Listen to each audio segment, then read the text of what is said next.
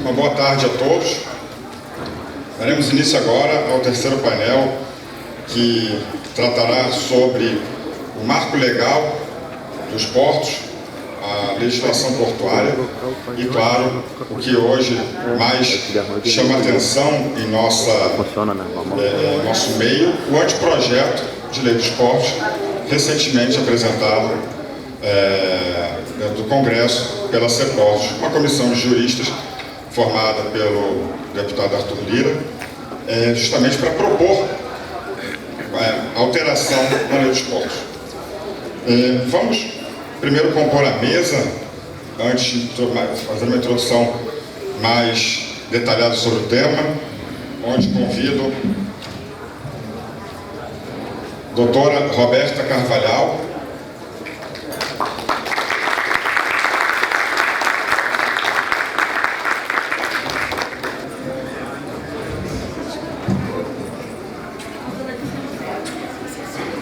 também para compor a nossa mesa, Dr. Aloysio Sobreira,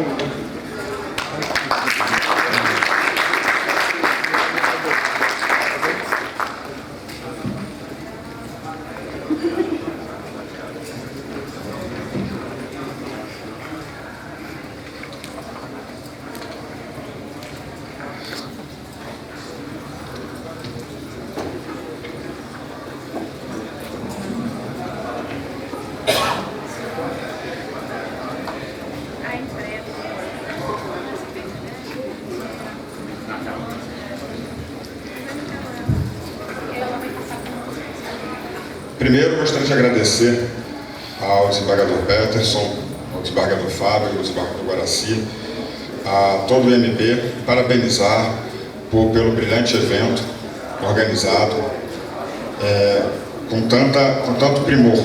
É o segundo simpósio de Direito Marítimo do MB e cada ano que passa nós podemos observar a qualidade técnica das discussões e acadêmica.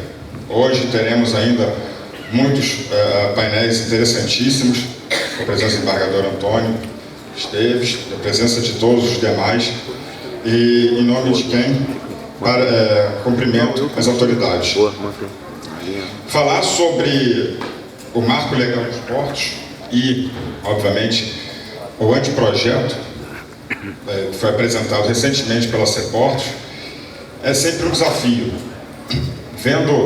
Assistindo o painel anterior sobre a reforma tributária, e uma reforma essa que já existe efetivamente, a gente vê que tudo no Brasil muda. Então, mesmo a reforma já definida, existem ainda certezas. O anteprojeto da lei dos portos, sem sombra de dúvidas, é um projeto que ainda tem muitas incertezas e que merece ser destrinchadas, sobretudo porque ainda é um anteprojeto. Observamos que o próprio governo, o Ministério dos Portos, criticando algumas posições, vendo players de outros entes elogiando e ou criticando, ou seja, é um anteprojeto que tem ainda muito o que andar. Mas, sem sombra de dúvidas, entendo, na minha opinião, que foi um anteprojeto extremamente positivo, disruptivo em sua maioria, sem sombra de dúvidas, trazendo um possível novo arcabouço, descentralizando poder, passando para a ANTAQ poderes que outrora era do Ministério dos Portos, dando a essa agência reguladora poderes que, na minha opinião, parecem estar corretos, pela celeridade, pela competência com que a agência trata todas as questões que são a elas afeitas e colocadas à prova.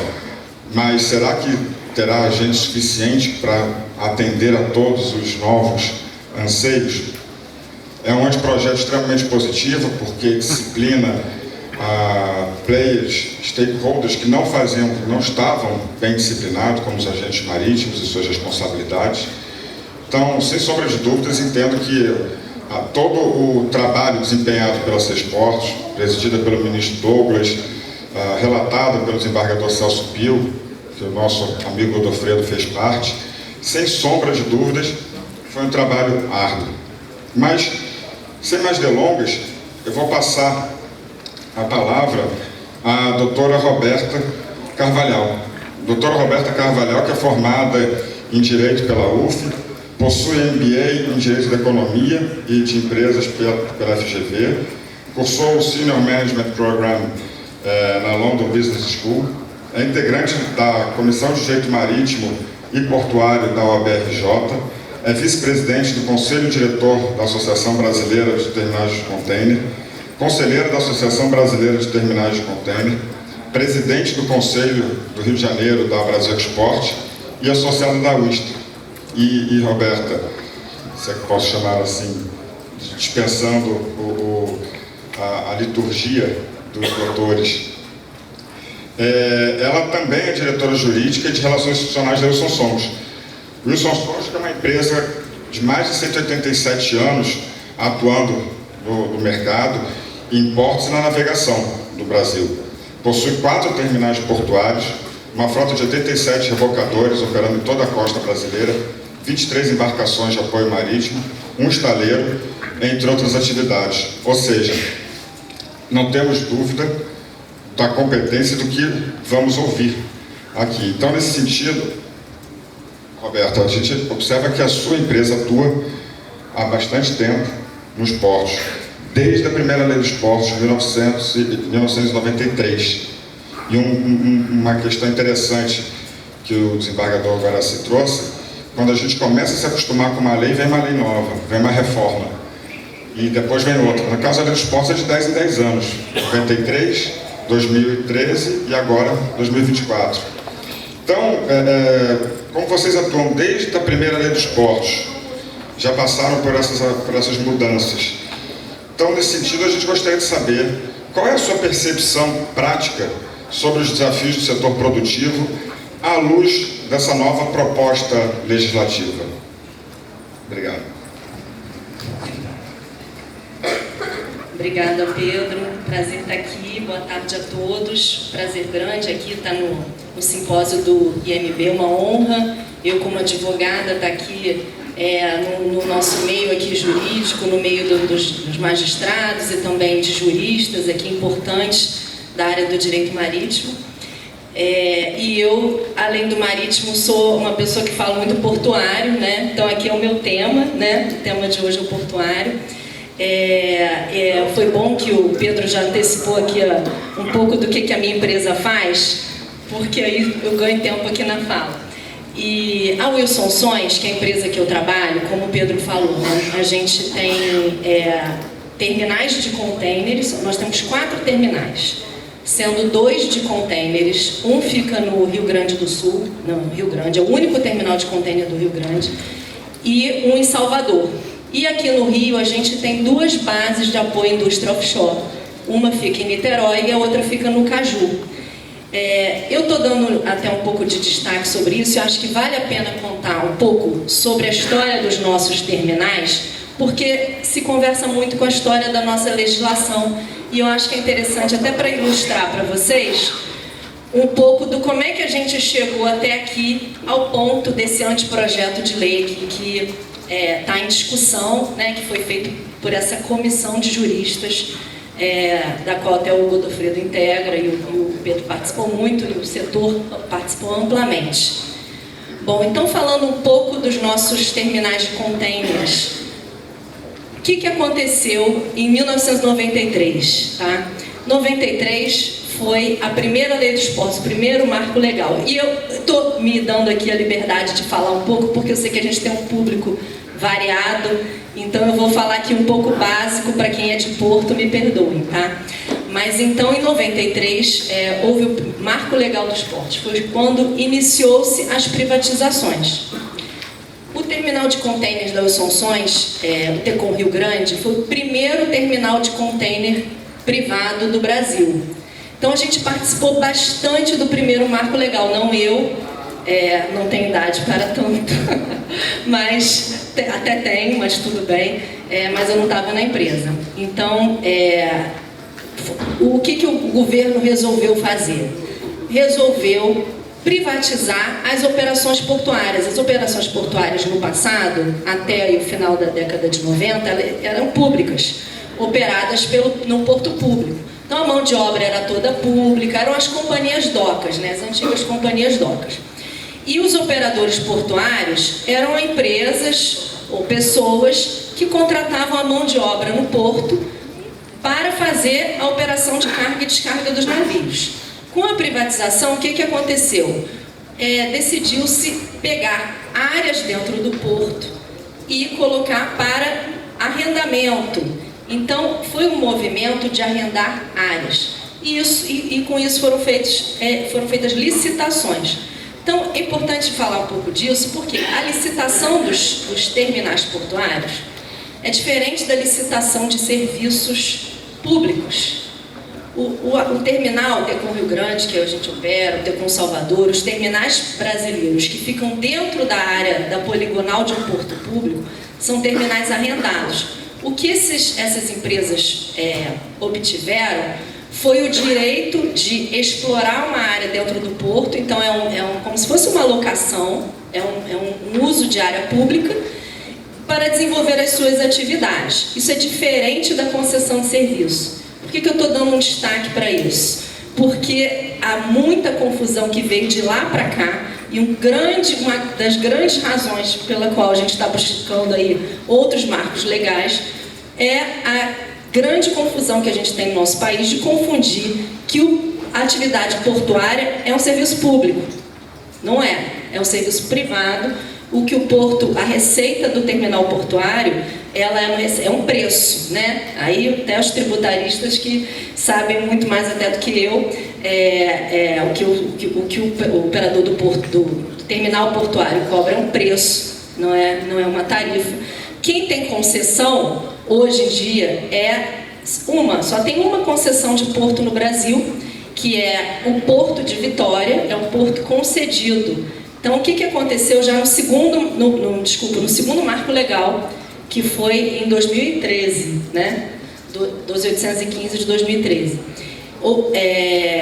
Esse segundo marco legal, ele criou a possibilidade de conceder áreas públicas, ou seja, entendeu-se que podia ser interessante que a gestão do porto, que continuou sendo feita pelas companhias docas, então a Docas fazia o quê? Geria o porto e geria todos aqueles terminais arrendados dentro do porto. Entendeu-se que essa atividade das companhias docas poderia ser feita por um privado. O poder concedente, a autoridade que vai gerir todo esse arcabouço jurídico é a União, mas ela faria isso ou através das docas estatais, ou através de uma privada. Só que houve só uma privatização, que foi agora recentemente em Vitória. Então só existe uma concessão portuária. Para dar um pouco de ideia para vocês de como é que funciona. Então a gente tem algumas questões que foram surgindo desde a primeira lei dos portos, que passou pela segunda e chegou à terceira. Então uma delas, como eu falei, a questão de confusão, de regulação do que se cobra, do que se presta, das atividades prestadas pelo porto.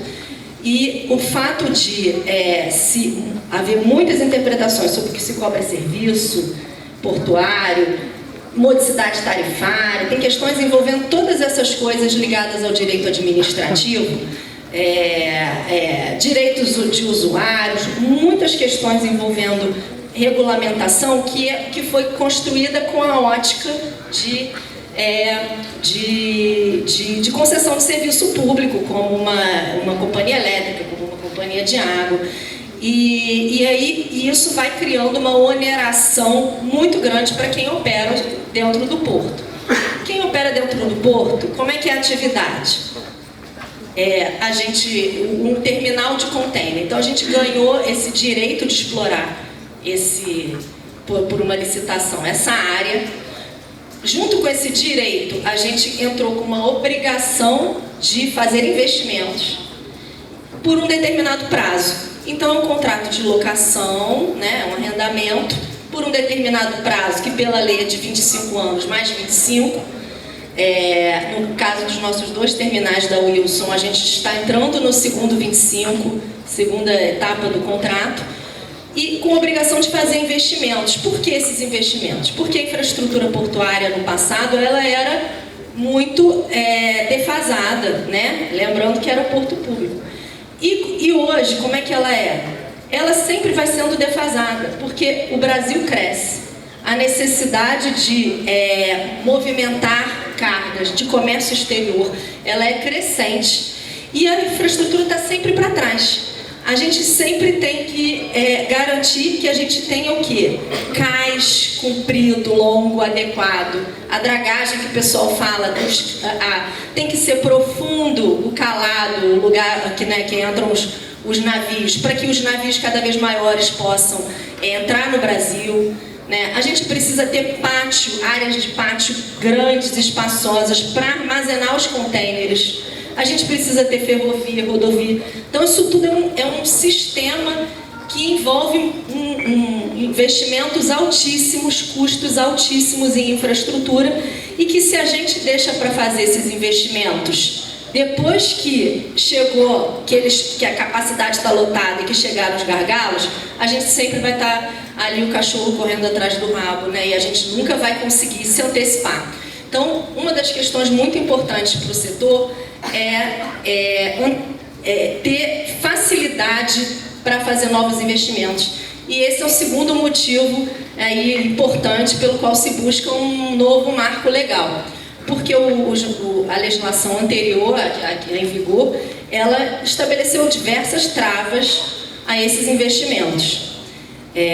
Por exemplo, o fato de haver uma centralização foi um problema, porque no passado a gente tinha uma liberdade maior. Os terminais portuários, eles tinham um contato maior com o porto, com a autoridade ali local do porto, tinham um regramento mais simples e se entendia que era um interesse privado. Olha, se eu quero investir, deixa eu fazer a minha conta para como que eu vou fazer para o meu investimento, os recursos que eu vou financiar, qual é a qualidade, porque eu vou investir e o meu compromisso com você, governo, autoridade, é garantir o melhor uso da infraestrutura que eu estou ocupando. Então, esse era o pensamento anterior.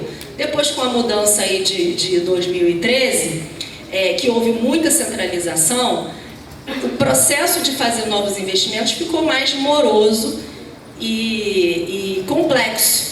Hoje são muitos órgãos envolvidos, né?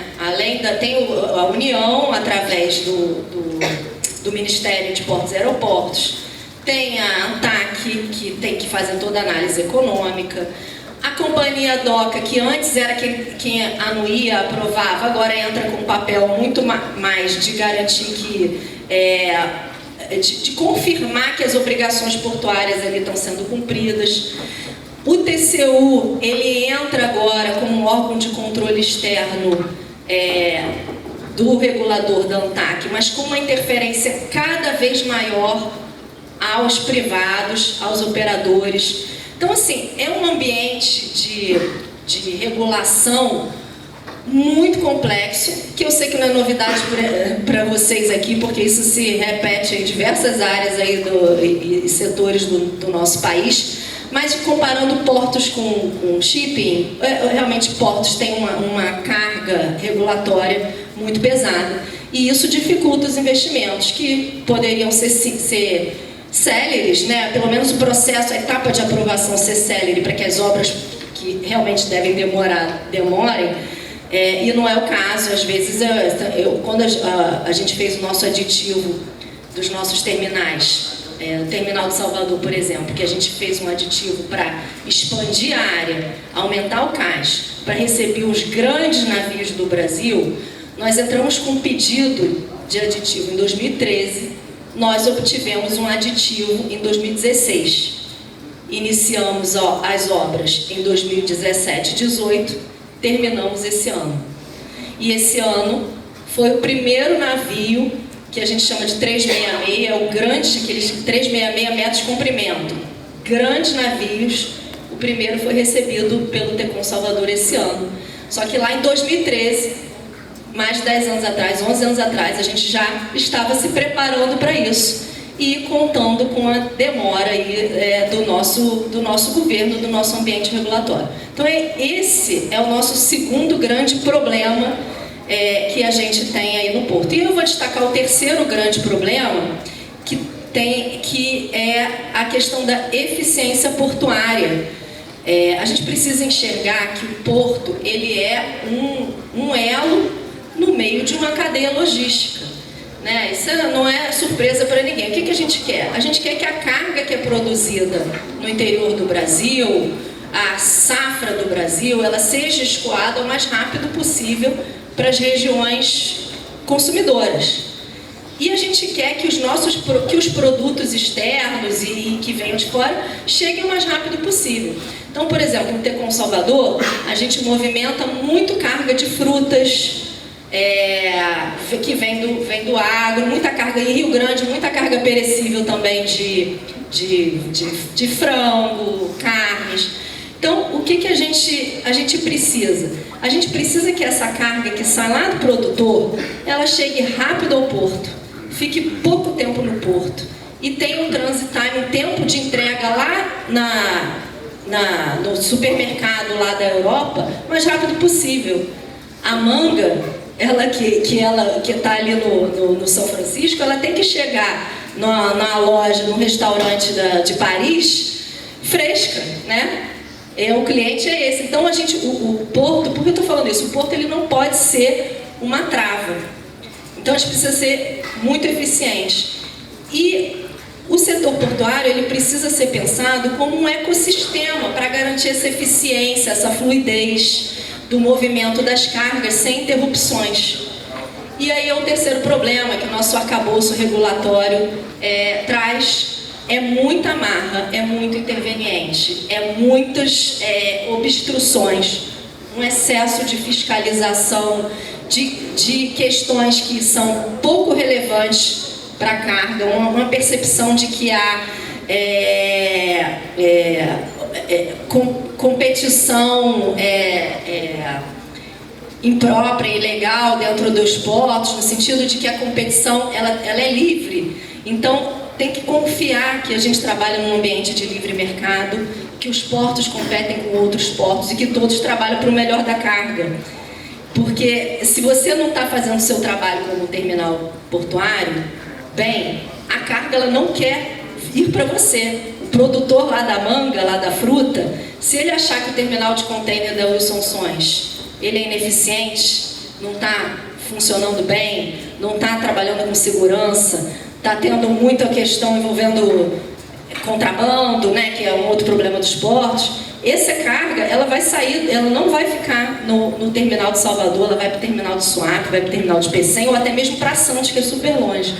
Então, o regulador, as autoridades precisam acreditar um pouco mais na livre concorrência e pegar menos o micro da fiscalização pequena e deixar que o mercado se autorregule. Então, são grandes problemas aí que eu trouxe 3 para ilustrar, mas vocês observem que são questões de custo Brasil, né? O problema do porto, que a gente vai para fora do Brasil e vê o pessoal falando em cyber, questões cyber, ou até se falou aqui mais cedo, né, de questões climáticas.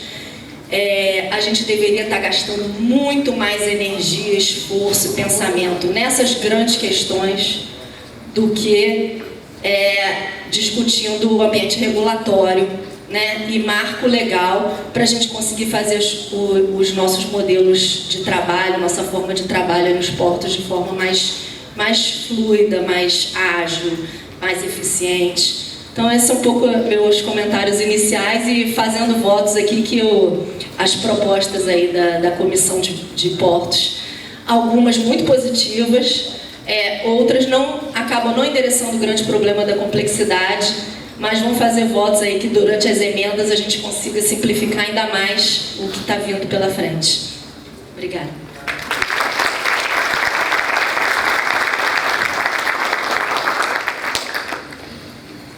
Não só é uma aula para o aspecto jurídico, como também histórico, embora você não tenha vivido o tempo. mas de fato a compreender um pouco mais do que é o arrendamento portuário, que não é um serviço público, ajuda muito, inclusive na hora de decidir sobre determinadas questões. Sem sombra de dúvidas, Roberta. Muito obrigado. Um parênteses, quando eu falei que era de 10 em 10 anos, na verdade eu estava pelo mínimo do artigo 85, parágrafo 2º, de 10%. De uma lei dos pontos produtos foram 20 anos, e agora que são 10. Então, é só esse detalhe. A matemática nunca foi meu forte. Mas, de fato, você trouxe aqui, Roberta, alguns pontos que para mim são muito interessantes e que eu entendo que o objetivo desse anteprojeto e, obviamente, do marco legal que esperamos venha por aí, é justamente possibilitar atrair mais investimentos com segurança jurídica. O que o empresário busca, de modo geral, é a segurança jurídica. Sabendo o que tem, a gente decide se vai ou não vai. Agora, não saber ou ter entraves burocráticos, uma fiscalização desmedida, né, é um pouco complicado. 90% da mercadoria do mundo é transportada pelo mar. Isso são os dados estatísticos da UNCTAD. E, de fato, o Brasil talvez seja uma das países com mais fiscalizações que existem. É preciso tirar essa visão de que o empresário está sempre errado. Inverter um pouco essa ordem. Claro, existem os que erram, e esses que erram devem ser punidos. Mas não é, muito pelo contrário, é a minoria, entendo eu, pelo menos nossa experiência. E aí o custo do Brasil aumenta.